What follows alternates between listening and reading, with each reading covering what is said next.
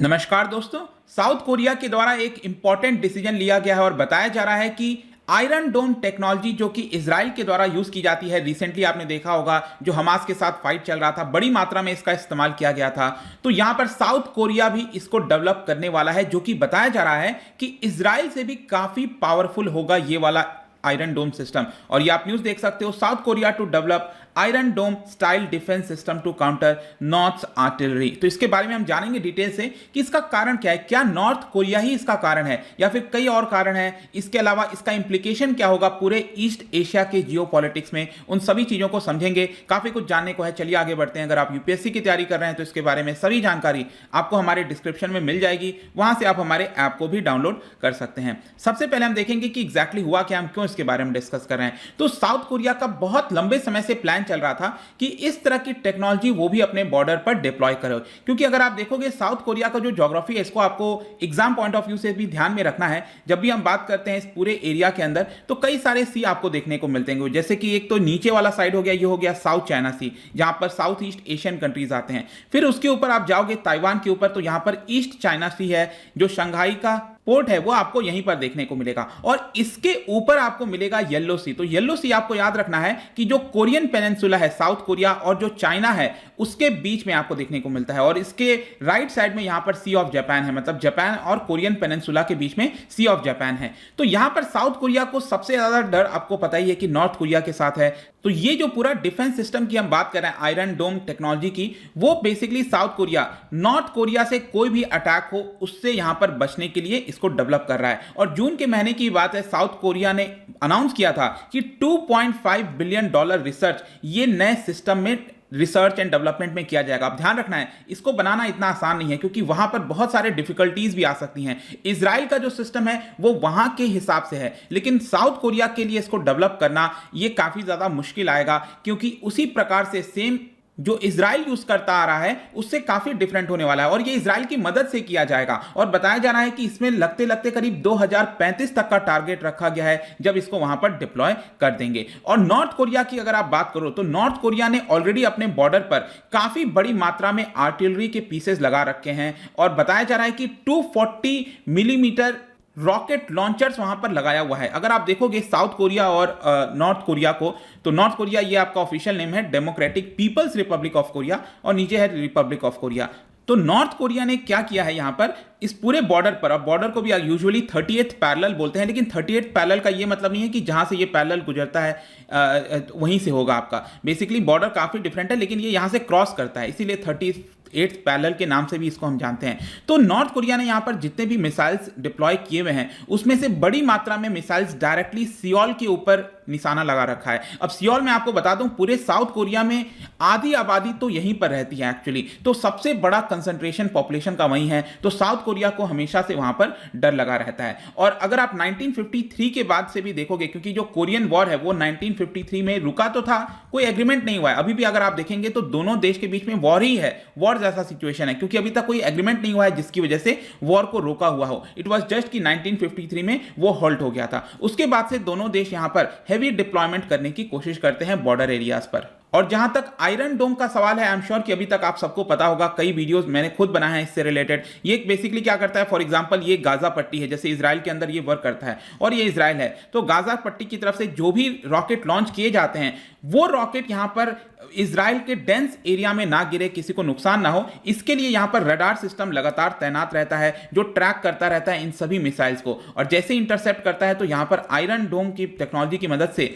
ये आपका rocket launch हो जाता है, उसको डिस्ट्रॉय कर देता है एयर में ही। इस तरह से पूरा वर्क करता है। लेकिन यहां पर एक क्वेश्चन आता है कि अभी क्यों, मतलब साउथ कोरिया का अगर आप देखोगे तो ये तो ऑलरेडी काफी लंबे समय से चलता आ रहा है नॉर्थ कोरिया साउथ कोरिया के बीच में, अभी ऐसा क्या हुआ है। देखिए, एक जो सबसे बड़ा कंसिडरेशन है वो तो नॉर्थ कोरिया है ही है कि उसको मद्देनजर रखते हुए यहां पर ये सारी चीजें करनी पड़ी हैं। लेकिन सिर्फ एक यही कॉज नहीं है। अगर आप साउथ कोरिया का मैप देखोगे, नेबरिंग कंट्रीज देखोगे, तो बहुत सारे पावरफुल देश हैं यहां पर, चाहे जापान हो गया, चाइना हो गया, ऊपर आपका रशिया हो गया, तो और भी कई सारे पावरफुल देश हैं। आगे चलकर उनके साथ रिलेशन कैसा होगा कैसा नहीं होगा किसी को नहीं पता। तो इसलिए साउथ कोरिया जो है वो लॉन्ग टर्म के पर्सपेक्टिव से सोच के इस पर्टिकुलर सिस्टम को डेवलप करने की कोशिश कर रहा है।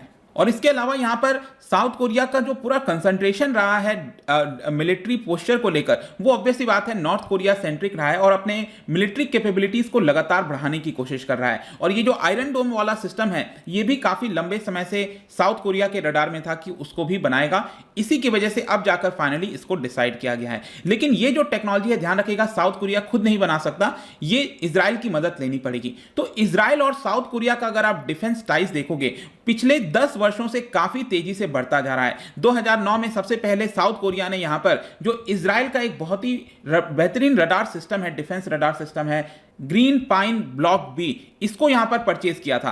आगे चलकर 2 और डील साइन की गई थी रडार सिस्टम परचेज करने के लिए। क्या आप बता सकते हो कमेंट सेक्शन में कि भारत ने कौन सा रडार खरीदा है इजराइल से, क्योंकि उनके रडार सिस्टम काफी ज्यादा अच्छे होते हैं। इसके अलावा जो आयरन डोम के टेक्नोलॉजी है, उसको पहली बार यहां पर साउथ कोरिया ने इंटरेस्ट दिखाया था 10 साल पहले। 10 साल पहले से यहां पर बातचीत चल रही है कि ये जो टेक्नोलॉजी है वो साउथ कोरिया को लेना चाहिए। तो साउथ कोरिया के जो वाइस कमिश्नर है South Korean defence acquisition program के, उन्होंने 2011 में विजिट भी किया था, कई सारे इंडस्ट्रीज को देखा था। लेकिन साउथ कोरिया इतना जल्दी बड़ी मात्रा में खर्च नहीं करता है अपने डिफेंस एक्सपेंडिचर के ऊपर, बाकी सारी चीजें चाहिए होती हैं। तो फाइनली अब जाकर यहां पर इन्होंने डिसाइड किया है। लेकिन एक और यहां पर क्वेश्चन आता है कि जो साउथ कोरिया का आयरन डोम सिस्टम है वो इजराइल से कैसे डिफरेंट होगा। देखिए, सबसे बड़ा डिफरेंस तो ये होने वाला है कि जो इजराइल वाला आयरन डोम सिस्टम है वो शॉर्ट रेंज के लिए होता है। कहने का मतलब कि हमास, और आप देखोगे तो वो पूरा इजराइल के अंदर ही आपको यहां पर हमास हो गया, फिर वेस्ट बैंक हो गया, तो ये तो बहुत शॉर्ट डिस्टेंस होता है, राइट। तो उसको ध्यान में रखते हुए इजराइल का डोम सिस्टम वर्क करता है। लेकिन साउथ कोरिया अपना लॉन्ग रेंज के पर्पस से ये पूरा सिस्टम बना रहा है, मतलब लॉन्ग रेंज जो मिसाइल्स होंगी उनको भी इंटरसेप्ट करके गिराने की ताकत रखेगा ये जो साउथ कोरिया का आयरन डोम सिस्टम होगा। और साथ ही साथ यहां पर और भी कई सारे चैलेंजेस हैं। जैसे इजराइल तो क्या है, वो हमास के रॉकेट को यहां पर अटैक करता है। हमास का रॉकेट आप देखोगे तो कोई बहुत पावरफुल नहीं होता है, वो एक मिलिटेंट ऑर्गेनाइजेशन है। लेकिन नॉर्थ कोरिया अगर रॉकेट लॉन्च करेगा तो वो ऑलरेडी काफी ज्यादा कैपेबिलिटी रखता है, तो उसको ध्यान में रखते हुए डेवलप करना है। इसके अलावा यहां पर ज्योग्राफी बहुत इंपॉर्टेंट रोल प्ले करती है। इजराइल का सिस्टम डेजर्ट वाले एरिया में वर्क करता है, और जो साउथ कोरिया और नॉर्थ कोरिया का पूरा पेनिनसुला देखोगे तो आप वहां पर माउंटेन रेंजेस आपको देखने को मिलेंगे। तो उसी प्रकार से इनको डेवलप करना पड़ेगा, जो ज्योग्राफी एनवायरनमेंट को मद्देनजर रखते हुए। इसलिए इसमें काफी लंबा और समय लगने वाला है। लेकिन जैसे ही ये डिसीजन लिया गया था वहां की सरकार, उनके जो प्रेसिडेंट हैं मून जे इन, तो इसको लेकर बहुत सारे लोगों के द्वारा वहां पर क्रिटिसिज्म भी किया गया है। कई लोग कह रहे हैं कि इतनी बड़ी मात्रा में एक्सपेंडिचर करने की कोई आवश्यकता नहीं है, आप सिंपली मिलिट्री कैपेबिलिटीज को और इंक्रीज करने के लिए इतना खर्च कर रहे हो। और इनफैक्ट रिसेंटली अगर आपको पता हो तो ये जो सरकार है साउथ कोरिया के अंदर, वो काफी फ्रेंडली है पिछले वाले सरकारों से, मतलब नॉर्थ कोरिया के साथ जो रिलेशन है वो काफी फ्रेंडली दिखता है। तो इसको लेकर भी क्रिटिसिज्म हो रहा था कि आप क्यों इतना ज्यादा खर्च कर रहे हो। लेकिन आपको समझना है, यहां पर ये भी आप कह सकते हैं कि अब आज के डेट में अगर थोड़ा सिचुएशन ठीक है, इसका मतलब ये थोड़ी है कि आगे 5 साल 10 साल बाद भी सिचुएशन कैसा होगा। तो ये तो लॉन्ग टर्म पर्सपेक्टिव से हम यहां पर देखते हैं। लेकिन आखिरी में इसका एक और चीज आपके मन में आना चाहिए कि ईस्ट एशिया के ऊपर, जो पूरा ईस्ट एशिया अगर हम देखें तो इसके ऊपर अलग अलग देशों के ऊपर क्या इंपैक्ट होगा। देखिए, सबसे पहले तो मैं आपको बताऊं, जापान जो है वो कोई बहुत खुश नहीं होगा, क्योंकि जापान जस्ट पास में ही है। और आप जस्ट इमेजिन करके देखो, अगर हमारे देश में पड़ोसी जो है बांग्लादेश, ठीक है, उसके साथ भले ही हमारे रिलेशन अच्छे हों, लेकिन कल के डेट में अगर बांग्लादेश इस तरह की सिस्टम लाएगा तो डेफिनेटली यहां पर कंसर्न्स तो बढ़ेंगे। उसी प्रकार से जापान को भी यहां पर थोड़ा बहुत कंसर्न्स देखने को मिलेगा कि साउथ कोरिया इस तरह की सिस्टम ला रहा है। लेकिन कई एक्सपर्ट्स ये भी कह रहे हैं कि जो जापान है उसको कोई फर्क ऐसा नहीं पड़ना चाहिए, क्योंकि साउथ कोरिया जो ये सिस्टम ला रहा है वो बेसिकली नॉर्थ कोरिया के पर्सपेक्टिव को देखते हुए ला रहा है। जहां तक चाइना और रशिया की बात है तो वो नेगेटिव तौर पर ही देखेंगे, क्योंकि आपको याद होगा कुछ समय पहले जो थर्ड सिस्टम है, ये वाला डिफेंस सिस्टम है यूएस का, वो यहां पर डिप्लॉय किया गया था साउथ कोरिया में, जिसको लेकर चाइना और जो ऊपर रशिया है उन्होंने काफी बड़ा ऑब्जेक्शन रेज किया था। और रशिया से हमेशा से कहता आ रहा है कि ये जो कोरियन पेनिनसुला है यहां पर हमें ज्यादा मिलिटराइजेशन नहीं करना चाहिए, इससे और ज्यादा चिंता बढ़ेगी। तो ये ईस्ट एशिया का पूरा इंप्लीकेशंस होने वाला है। लेट्स सी कि किस तरह से चीजें टर्न आउट होती हैं। बट आई होप कि इस वीडियो के माध्यम से जो पूरा आयरन डोम सिस्टम की बात चल रही है, साउथ कोरिया डेवलप कर रहा है, क्यों, क्या, कैसे, सब कुछ आपको समझ में आ गया होगा। जाने से पहले एक बहुत ही इंटरेस्टिंग क्वेश्चन, अभी अभी मैंने आपको कोरियन पेनिनसुला यहां पर दिखाया था।